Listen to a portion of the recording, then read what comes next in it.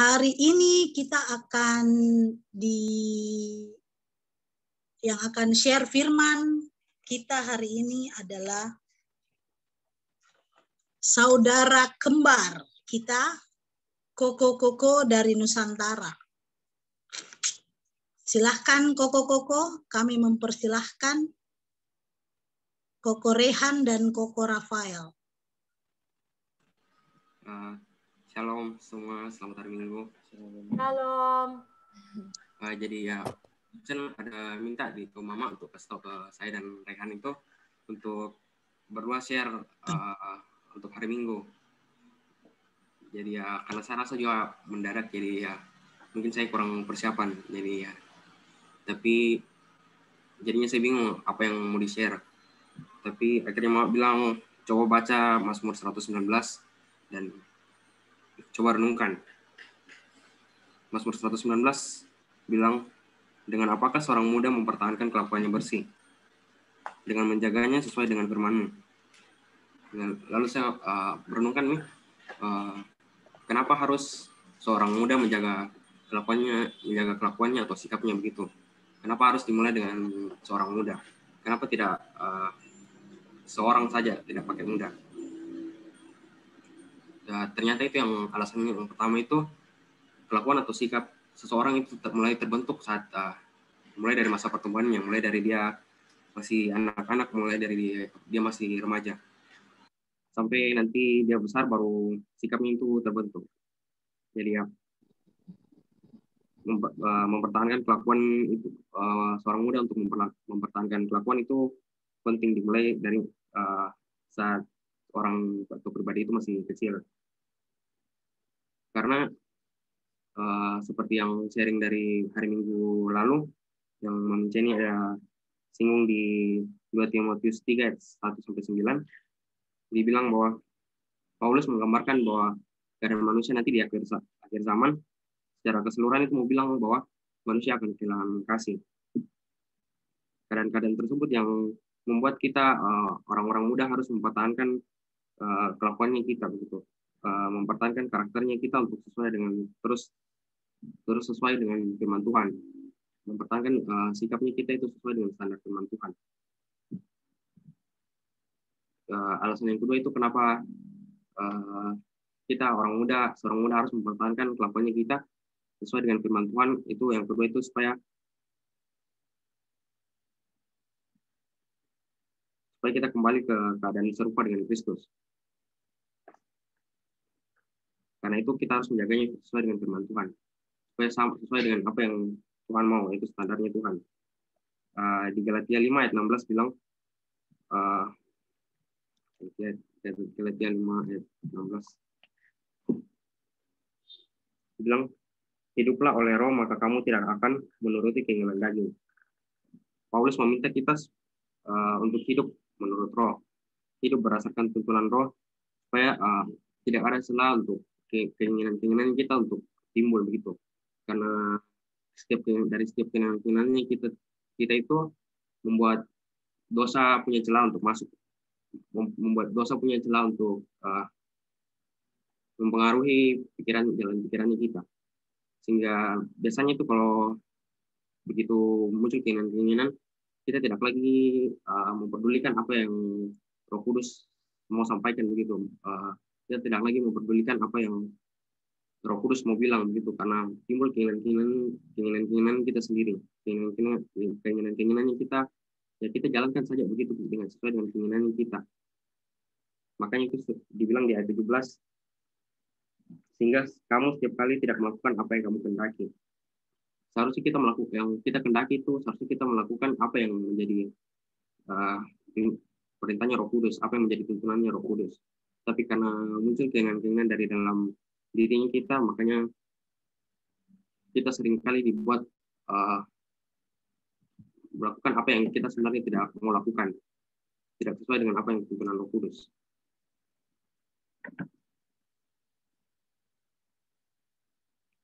Karena itu kita harus betul-betul memberikan hidup untuk dituntun oleh Roh Kudus. Ya, waktu sharing di Afruta itu saya ingat Kisah ada bilang bahwa hidup oleh Roh Kudus itu seperti menjadikan hidupnya kita itu segala sesuatunya itu didasarkan oleh Roh Kudus. Kita berjalan oleh Roh Kudus, kita bernafas oleh Roh Kudus, kita melakukan segala sesuatu itu oleh Roh Kudus. Semuanya dipenuhi dengan tuntunan Roh Kudus, supaya tidak ada celah dosa untuk masuk.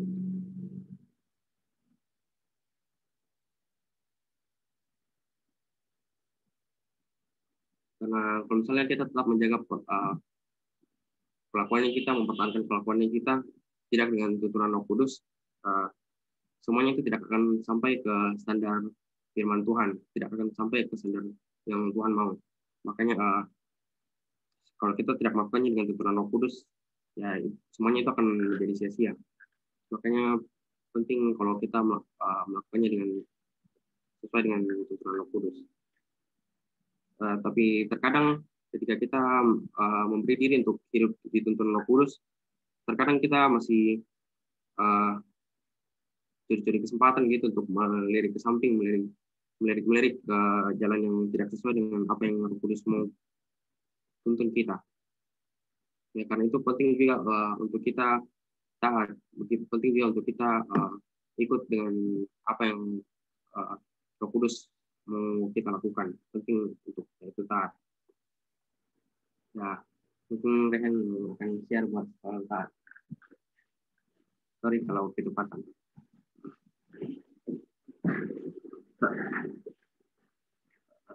Jadi kan Rafa tadi sharing tentang anak muda begitu.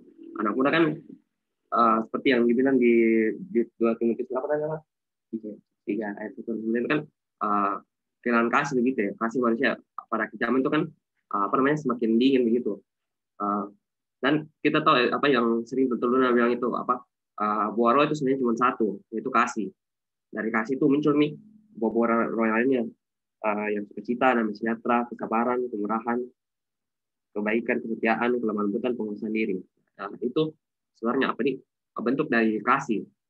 Jadi kita kalau menurutku itu anak muda itu semakin dekat ke akhir zaman gitu, semakin kekurangan kasih gitu dari kalau misalkan kekurangan kasih itu membuat kita menjadi tidak taat begitu. Apalagi mungkin sama orang tua. Kalau sama orang tua kita tidak taat, bagaimana caranya taat sama Tuhan gitu. Ketaatan itu kan merupakan bentuk kalau misalkan yang timbul dari pendengaran gitu, dan apa yang kita dengar gitu dari orang tua kita lakukan kita langsung lakukan, itu namanya kan taat. Meskipun mungkin kita tidak suka, tapi itu pasti untuk kebaikannya kita. Nah itu taat. Begitu juga dengan yang Tuhan mau. Terus yang saya renungkan sedikit tuh di Galatia 5 ayat 24. Karena siapa menjadi milik Kristus Yesus, ia telah menyalibkan daging dengan segala hawa nafsu dan keinginannya. Terus di ayat 25-nya, jika kita hidup oleh Roh, baiklah hidup kita juga dipimpin oleh Roh. Jadi jika kita ingin hidup oleh Roh begitu, kita mau taat sama Roh Kudus, kita harus selipkan kedagingannya kita. Ya, otomatis pasti itu hal yang kita pasti terasa susah. Kita tidak suka begitu. Karena apa? Karena kita kan masih tinggal di dunia. Kita masih kita masih sering tergoda begitu untuk mengikuti kedagingan kita, meskipun kedagingan kita mungkin kelihatannya baik-baik saja begitu, tidak ada yang salah begitu, tapi kalau kedagingan ya pasti bertentangan dengan Roh Kudus begitu. Jadi harus kita salibkan, karena memang harus taat saja begitu sama Tuhan. Tapi tidak cukup sampai menyalibkan saja. Di situ dikatakan kalau kita hidup oleh Roh, baiklah kita hidup juga dipimpin oleh Roh gitu. Jadi ya betul-betul taat sampai memberikan diri untuk dipimpin sama Roh. Itu saya kalau mungkin ada yang mau tambah begitu. Oke, terima kasih. Terima kasih Rehan dan Rafael. Kedengaran jika? Oke. Aturannya hari ini Pak Pichen minta Rehan dan Rafael. Tapi tadi malam Papi ada WA untuk mungkin mereka akan menyampaikan cepat, kata-katanya cepat atau apa, jadi diminta saya untuk lanjutkan dari apa yang mereka sampaikan. terima kasih untuk sudah bagi kebenaran firman, cuma mesti belajar lagi untuk pelan-pelan berbicara. Jadi biar kita nangkap apa yang disampaikan.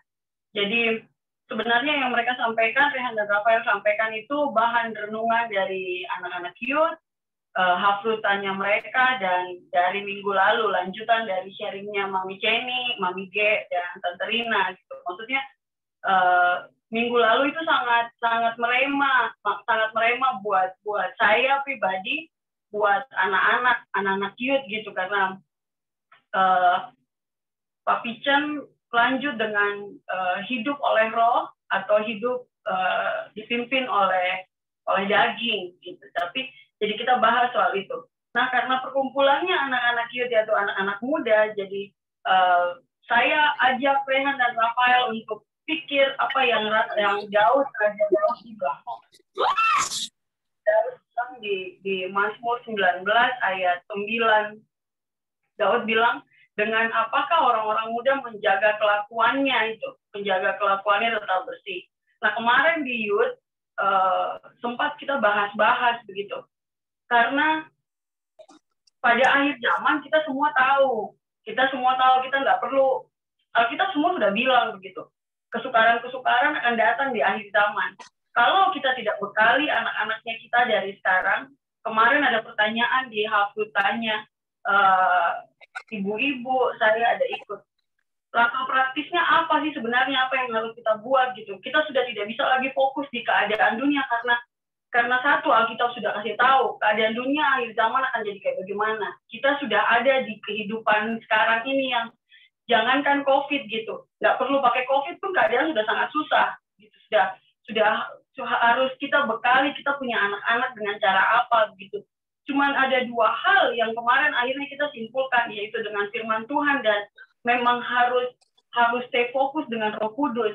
Nah, itu yang anak-anak bahas begitu. Tadi Rafael bilang tentang Galatia 5 ayat 16 yang bilang maksudku ialah hiduplah oleh Roh.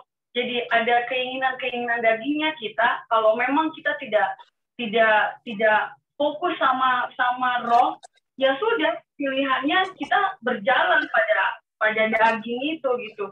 Karena kalau miss sedikit saja, lenyap nih. Apa yang Rehan bilang tentang kasih, kita pun tidak akan bisa mengusahakan apapun begitu untuk berusaha untuk menjadi orang yang penuh dengan kasih, mengalami buah roh.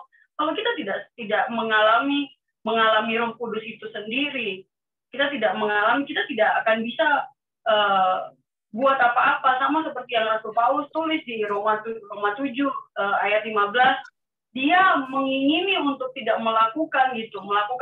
Tapi hakikatnya adalah roh penurut, daging lemah. Nah, kita mau hidup mengarah kemana begitu? Memang kenyataannya kita hidup di dunia ini yang kita mata masih melihat, pikiran masih berjalan dengan semua hal dengan panca indera.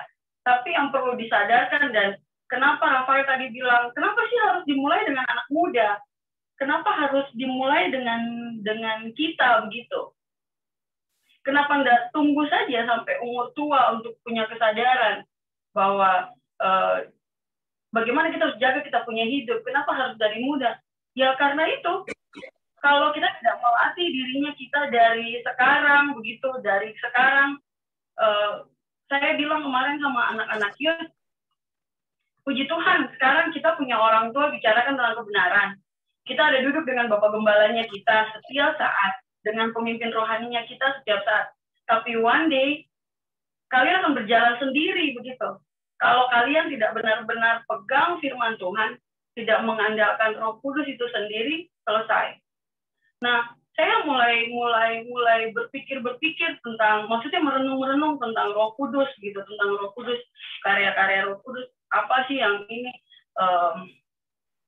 apa sih sebenarnya yang keuntungan dan kerugian dari tidak memegang Roh Kudus begitu.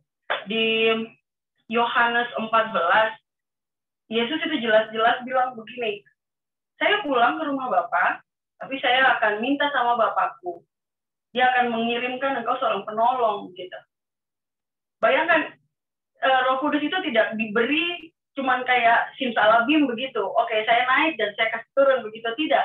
Itu ada perkataan yang Yesus bilang, saya kembali ke rumah Bapakku, nanti saya akan minta. Saya sebagai anak, saya akan minta sama Bapakku untuk Bapakku kirim penolong. Waktu saya renung-renungkan itu, kata penolong, menarik, saya diingatkan di Kejadian 2 tentang waktu Allah Bapa menciptakan manusia. Allah Bapa tuh bilang begini. Nah, mungkin ini lebih di highlight untuk para wanita-wanita, ibu-ibu. Saya belum sempat menerjemahkan dengan bahasa-bahasa asli atau apa, tapi saya cuma cari-cari. Dibilang begini, waktu Bapak jadikan Adam begitu, dia lihat bahwa tidak baik Adam sendiri, makanya dia hadirkan satu penolong. Waktu Yesus bilang Yesus akan ke Bapa dan dia akan meminta sama Bapa untuk penolong. Itu dua kata yang mirip. Jadi harusnya anak-anak perempuan, saya sebagai perempuan, kita sebenarnya tuh punya kekuatan yang harusnya kita pakai untuk benar-benar menolong gitu, yang mirip dengan Roh Kudus. Cuma menjadi masalah kita mau benar-benar andalkan Roh Kudus atau tidak gitu. Kita bisa tolong keluarga, kita bisa tolong kita punya anak-anak, kita bisa tolong pasangan ada yang di samping, karena ternyata waktu di kejadian itu dengan apa, ada kata yang sama, walaupun memang saya belum sempat ngulik-ngulik. Biasa kan kita kan suka tuh cari kata-kata aslinya, kata-kata bahasa aslinya sama atau tidak. Tapi ternyata memang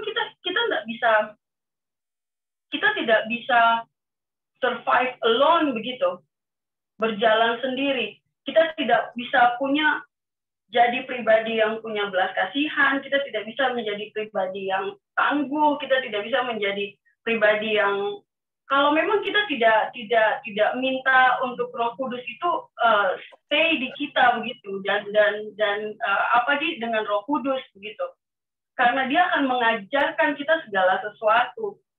Nah, kita punya anak-anak. Saya senang sekali dengan saya punya komunitas di mana saya bertumbuh di Klik, melihat progresnya anak-anak dari mereka sangat kecil sampai mereka besar, mereka bisa menyampaikan kebenaran firman Tuhan, mereka dilatih dalam banyak hal.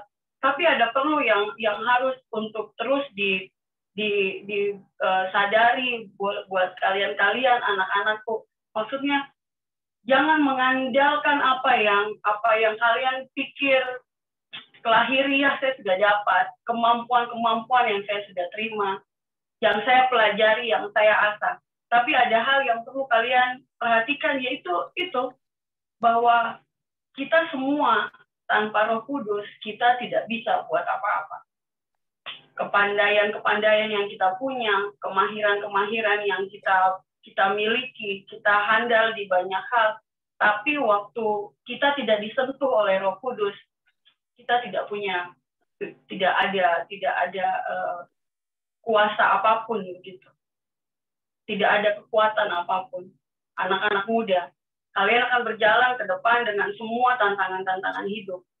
Kemarin di Youth, Tante Eng, Om Nyong, Papi Chen, kita sudah sharingkan pengalaman-pengalaman yang nyata yang terjadi.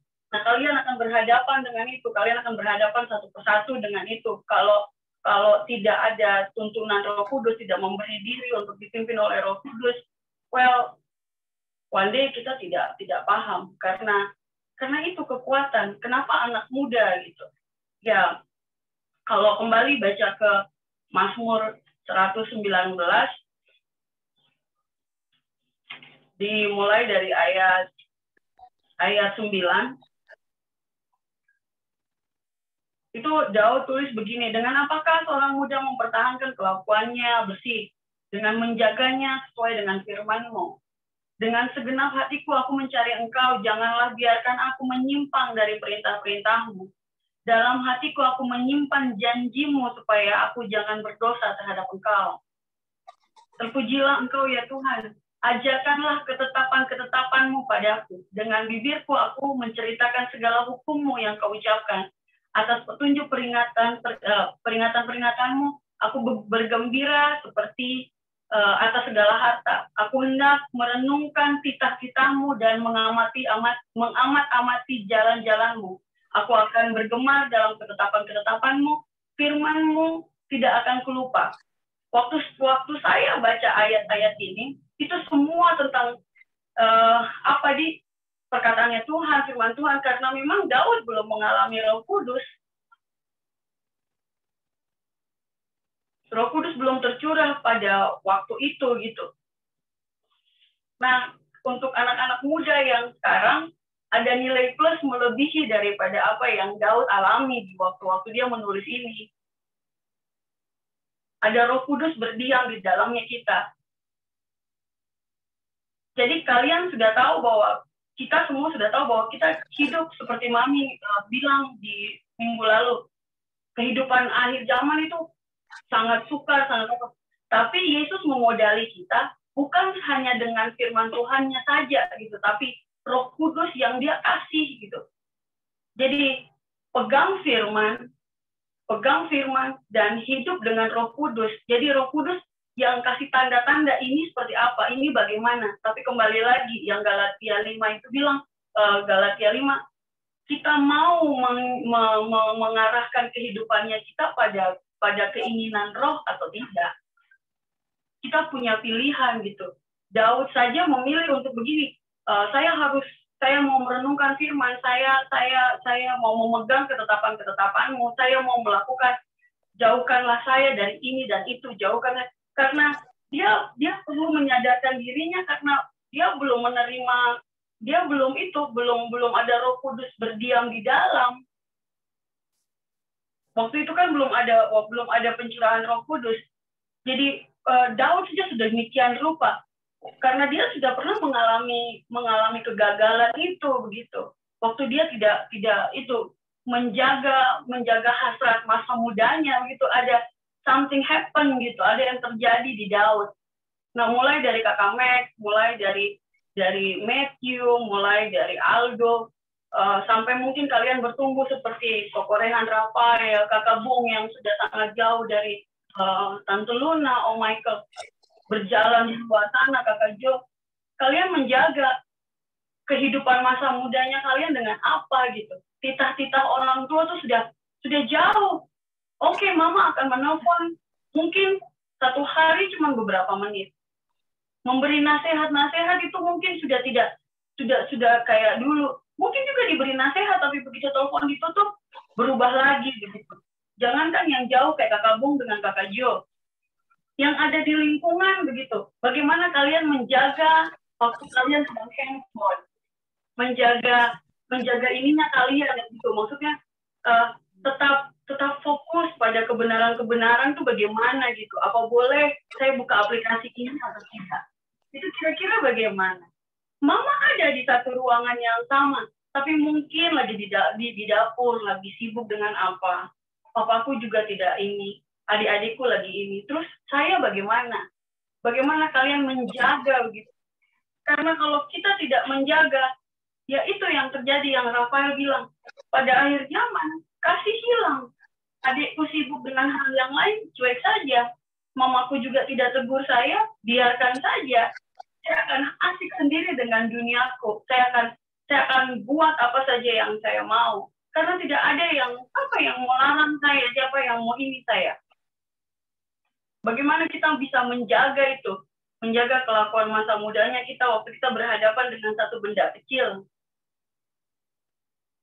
Tidak perlulah interaksi sama orang-orang lain, tetapi ada penguasaan diri tidak. Nah, Daud itu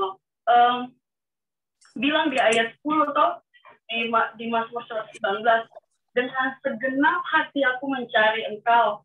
Dia mau supaya seluruh panca inderanya itu kayak punya kesadaran gitu tentang Tuhan. Jadi waktu dia bikin apa, oke, kayaknya ini di luar deh dari kehendak Tuhan. Makanya kalau kita dengar firman yang Pak Pican selalu cerita-cerita tentang Daud tuh, Tante yang selalu perhatikan begini. Pak Pican selalu bilang, Daud itu bikin apa saja ditanya Tuhan. Bikin apa saja ditanya Tuhan. Karena jangan sampai melenceng begitu. Dia selalu minta, Tuhan, biarlah ketetapanmu berlaku. Nah, Tuhan tuh sudah kasih sama kita minggu kemarin pencurahan Roh Kudus. Tuhan kasih Roh Kudus buat kita. Nah, kita mau tidak untuk di sana. Kita bergaul dengan firman Tuhan. Sudah tidak perlu ditanya lagi. Kayak minggu lalu Tante Jenny Mami sudah sharing serius, itu sampai merema buat saya. Iya, keadaan akhir zaman sudah sangat susah anak-anak. Jangankan kalian mungkin masih happy begitu, masih karena di rumah, tapi sudah tidak pergi sekolah, itu pun sudah keadaan yang tidak nyaman sebenarnya. Kalian sudah lebih banyak kenal orang di gadget, di dalam konteks pertemanan di aplikasi game, daripada teman sekolah. Bahkan mungkin kalau ketemu teman sekolah, sudah asing nih. Karena sudah dibatasi dengan screen, sudah tidak ketemu bertegur sapa nih. Begitu ketemu orang, kita agak-agak jauh-jauh sedikit begitu ya, berjarak sedikit, jangan sampai kita tervirusi atau kita tunggu dulu. Kalau mau berkumpul pastikan keadaan tubuh sehat. Sebenarnya itu sudah mulai menandakan sedikit-sedikit kasih yang terkurang, yang mengikis-mengikis sih sebenarnya. Maksudnya, karena kita sudah mulai jaga-jaga kita punya diri sendiri. Nanti saya tertulari, nanti saya ini. Karena memang hidup sudah semakin bawa kita ke arah kesulitan-kesulitan itu. Tapi waktu ada kesadaran dari Roh Kudus, hey, pandang Tuhan. Jangan apa ya? Tadi waktu dengar Rafael sharing, saya tuh cuma ingat begini. Akhir zaman ini sudah susah gitu. Jadi kalau mau fokus pada kesusahan, ya kita akan susah. Tapi mari fokus pada kerajaan Allah, fokus pada firman Tuhan, fokus pada apa yang Tuhan mau kita lakukan, supaya kasih kita tidak menjadi dingin terhadap satu dan yang lain. Kita mengejar buah-buah roh itu sendiri, menghidupkan buah-buah roh itu di dalamnya kita. Saya sempat bilang sama Rehan dan Rafael, untuk satu tumbuhan punya buah, dia punya banyak proses. Jangankan sampai dia bertumbuh bertanam. Dari benih saja itu, untuk keluar akar-akar kecil saja itu, wah dia lewati himpitan-himpitan, dia lewati banyak hal. Tapi sampai dia bertumbuh, itu tidak serta-merta tanaman itu mengeluarkan buah. Dia perlu menerima nutrisi, mau dari serap dari tanah atau dari matahari, dua hal. Dari hidupnya sendiri dan dari Tuhan yang memberi kehidupan, itu dua hal. Berproses. Dia sudah ada kasih keluar pucuk-pucuk yang baru, iya. Sudah ada bunga, iya. Tapi apakah berbuah? Belum. Nanti lagi ada prosesnya sampai menghasilkan buah. Nah, buahnya ini juga harus lihat, buahnya manis atau cuma satu kali berbuah dan tidak berbuah lagi atau bagaimana. Ya yang Tuhan mau dari kita kan itu. Kita berbuah, mengalami buah-buah Roh Kudus, ya cuma satu. Stay close dengan Roh Kudus, benar-benar mengandalkan Roh Kudus. Rindukan yang selalu Pak Pichen bilang, rindukan Roh Kudus untuk ini. Untuk berdiam di dalammu, alami itu karunia-karunia Roh Kudus, alami sendiri pengalaman-pengalaman rohani dengan Tuhan. Supaya waktu kita akan berjalan, Tuhan tuntun kalian anak-anak Kios, sampai tiba waktu kalian mungkin seperti yang ada sekarang, Kakak Bung yang jauh di Jakarta, Kakak Jo, kalian sudah menjadi anak-anak yang kuat. Karena dari sekarang, kalian pegang firman, kalian benar-benar berjalan dalam kebenaran, kalian benar-benar pegang Tuhan. Udah selesai, pegang Tuhan. Kalau Tante Rina kemarin bilang, ingat kembali firman Tuhan, dibaca, direnungkan, dihafal, diperkatakan. Jadi kedua, berjalan dengan Roh Kudus. Sudah tidak ada cara. Karena masa dan waktu orang tua mendampingi kalian pun ada batasannya. Kalian akan berjalan sendiri. Kalian akan dengan Tuhan, berjalan berdua dengan Tuhan yang tidak terlihat itu. Apa yang akan jadi kekuatannya kalian kalau mulai dari sekarang kalian tidak belajar untuk kenali Tuhan, kenali firman-Nya, kenali dan hidup bersama dengan Roh Kudus. Tidak akan mampu. Karena kembali lagi firman Tuhan bilang, akhir zaman kesukaran banyak. Kesukaran orang tua sudah mengalaminya, firman Tuhan sudah bilang. Tapi jangan fokus pada kesukaran. Fokus pada Tuhan. Fokus pada Tuhan. Itu saja barangkali yang mau disampaikan. Dari sebenarnya ini perenungan dan Hafruta dari bersama, dari lanjutan dari sharingnya Mami Jenny sama Tante Rina yang dibawa ke youth, yang dibawa di Hafruta anak-anak muda sampai di. Karena kemarin bicara soal keinginan daging dan keinginan roh, Pak Pichen juga tekankan jangan peduli dengan itu, dengan daging, tapi fokus pada pekerjaan roh. Fokus pada pekerjaan roh. Jangan lagi pusing tentang bagaimana ini, bagaimana itu. Karena memang sudah seperti itu. Tapi mari mulai tajamkan fokus untuk bergaul dengan roh. Terima kasih, Tuhan Yesus berkati.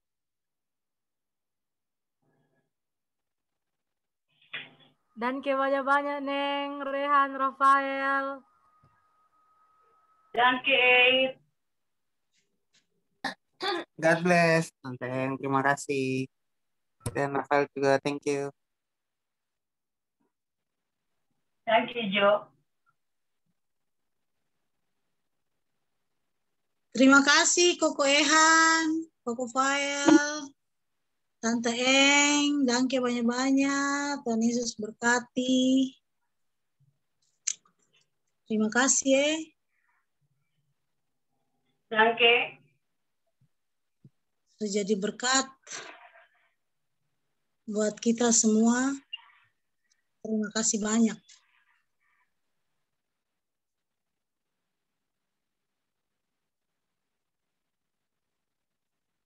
Oke deh.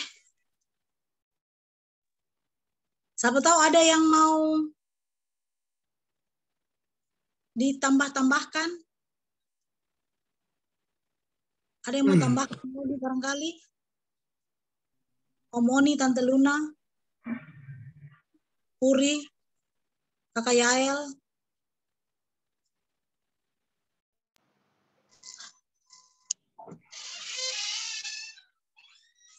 Oke, mikanya Di.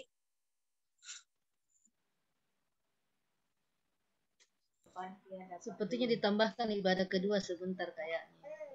Itu yang bilang tambahkan juga.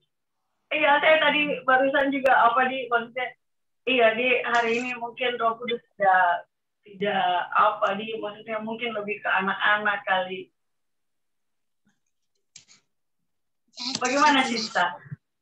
Nah, Seributku. ke kita juga lah. Saya saja merasa dibangun.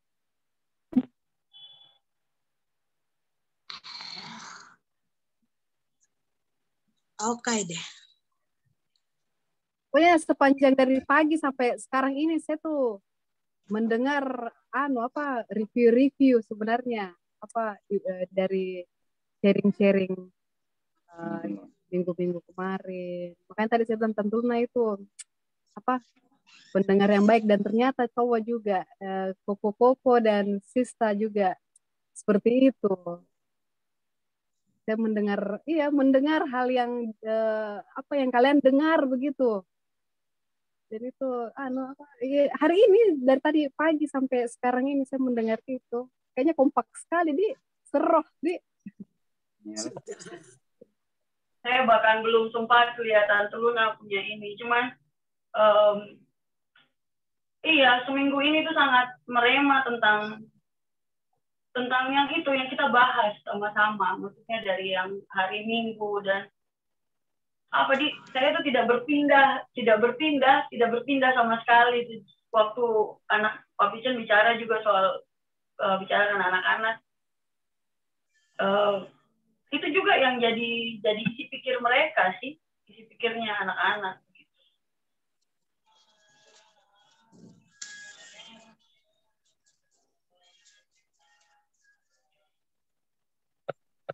Berarti ada hal yang Roh Kudus mau kita serius sih.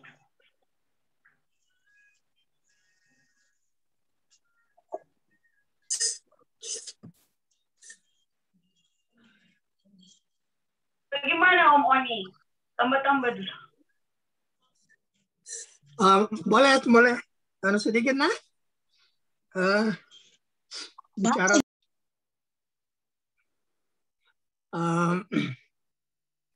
di Kisah Rasul kah? Bukan Kisah Rasul, di 2 Timotius. 2 Timotius ada cerita tentang Demas. Rasul Paulus bilang bahwa Demas jatuh cinta kepada dunia dan kemudian meninggalkan pelayanan. Padahal Demas ini teman seperjalanannya Paulus, sama-sama dengan Markus, dengan Lukas. Artinya Demas bukan orang yang tidak punya bekal firman Tuhan. Tapi akhirnya dia memutuskan bahwa melayani Tuhan itu tidak cukup membahagiakan buat dia. Coba lihat sebentar di 2 Timotius 4 ayat 10.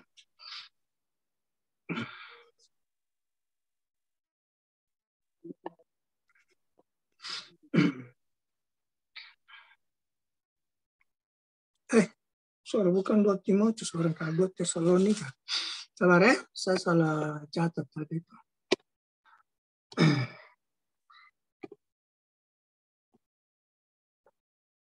Oh iya, 2 Timotius 4.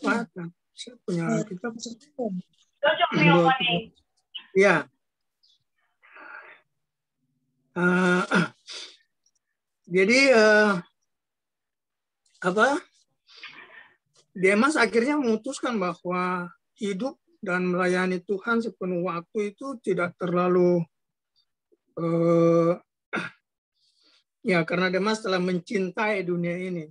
Demas dalam perjalanannya orang akan mengalami jatuh cinta, tapi sayang Demas jatuh cinta kepada subjek yang salah. Sekali lagi, mengapa bisa Demas yang kita tahu teman satu tim dengan Paulus di Filemon 1, Filemon 24 itu Paulus bilang ada salam dari Markus, Aristarkus, Demas dan Lukas. Ini dia teman-teman sekerjaku. Jadi Demas itu teman sekerjanya Paulus. Tapi akhirnya dia memutuskan untuk meninggalkan pelayanan dan mengikuti dunia menuju ke kebinasaan. Itu di situ kita lihat pentingnya peran Roh Kudus dan juga pengenalan kita akan Roh Kudus sendiri. Karena di Yohanes 14 kan Tuhan bilang bahwa Dia akan kirim penolong. Nah, kalau penolong itu datang, salah satu tugasnya adalah akan menginsapkan kita akan dosa. Jadi kalau ada rasa domba-domba kalau bikin salah, percayalah itu Roh Kudus yang bekerja mengingatkan kita tentang nilai kerajaan Allah yang sudah ditanam dalam kehidupan kita. Ada contoh lain di Kejadian 39 ayat 8 sampai 10 itu ada cerita tentang Yusuf.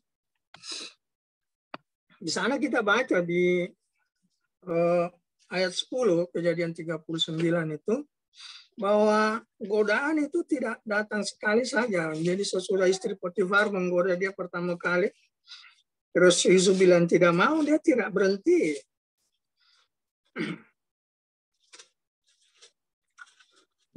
Dibilang situ, walaupun dari hari ke hari perempuan itu membujuk Yusuf, Yusuf tidak mendengarkan bujukannya itu untuk tidur di sisinya dan bersetubuh dengan dia.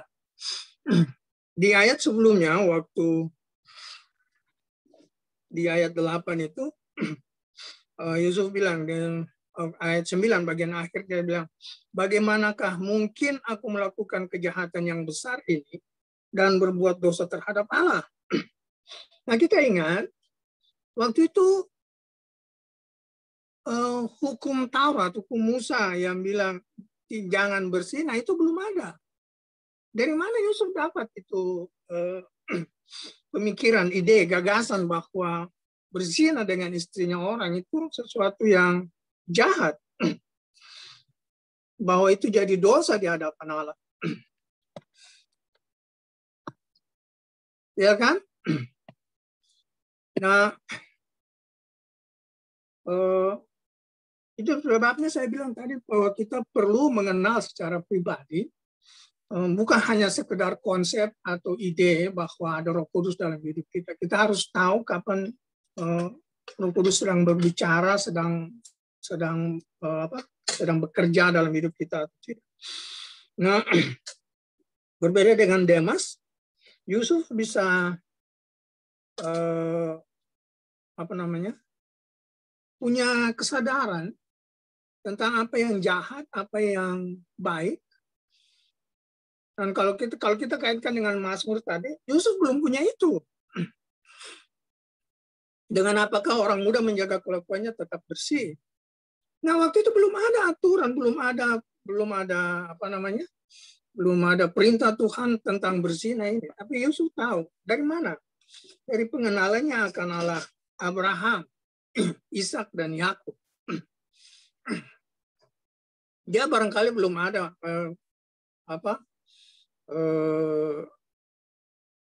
belum punya itu larangan itu, tapi dari situ dia dari pengenalan, dari cerita bapaknya, opanya, oyangnya, dia jadi tahu bahwa di luar sana ada oknum namanya YHWH yang berkuasa mengatur hidup saya.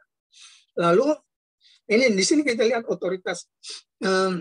Sekali lagi saya bilang otoritas tidak kita dapat karena posisi, karena nama, kekayaan atau apapun. Otoritas itu diberikan. Jadi Yusuf memberi otoritas kepada Tuhan untuk mengatur hidupnya.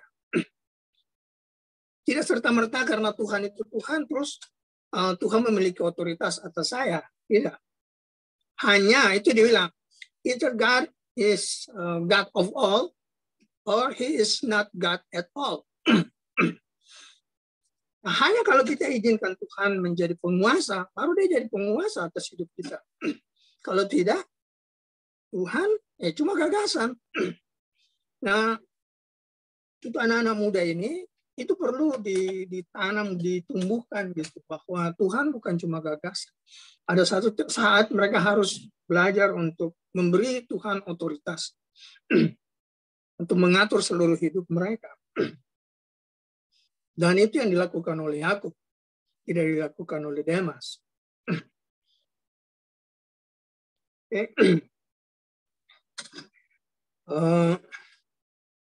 Jadi mengenal Roh Kudus dan punya pengalaman pribadi,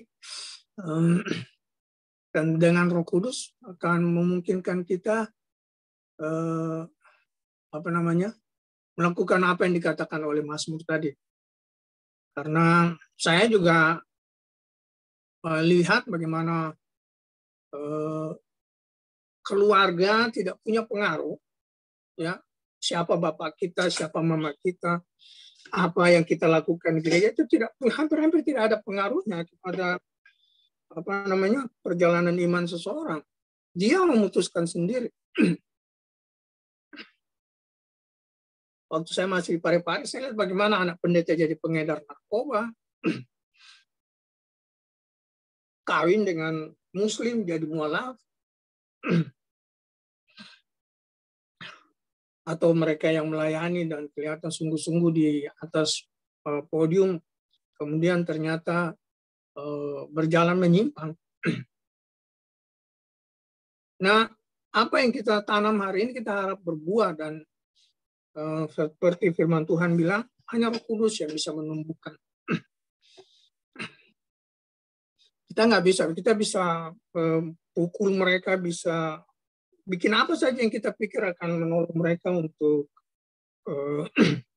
tetap ada di jalan Tuhan. Tapi pada akhirnya mereka akan harus memutuskan sendiri, saya akan tinggal di jalan ini atau tidak. Nah, pengenalan pribadi akan Tuhan dan pengenalan pribadi akan kuasa dan kehadiran Roh Kudus. Tadi itu Tante Luna khotbahkan Coram Deo, Itu akan sangat menolong kita untuk tetap ada di jalan-jalan yang dikenan Tuhan. Jadi sebenarnya kita punya contoh ya, orang yang tidak menyerahkan otoritas itu kepada Tuhan, orang yang menyerahkannya kepada Tuhan, dan juga orang yang membiarkan nilai yang ditanam itu kemudian memberi warna dalam hidupnya. Kita lihat itu di Timotius. Rasul Paulus bilang kan, sejak kecil kamu diajar oleh kau punya mama dan kau punya nenek. Dan itu yang terjadi. Dan kita tahu bahwa Rasul Paulus, Timotius tidak diajar dengan nilai-nilai perjanjian baru. Dia diajar dengan nilai-nilai Torah. Dan Rasul Paulus bilang, kau bisa pertahankan itu sampai sekarang. Oke, saya pikir itu saja. Thank you all. Danke Om Oni. Danke Om On.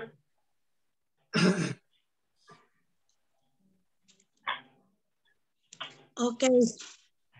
Terima kasih semua. Ini saya ada baca chatnya Tante Luna di WhatsApp. Nggak mengganggu itu cincin besar. Deh.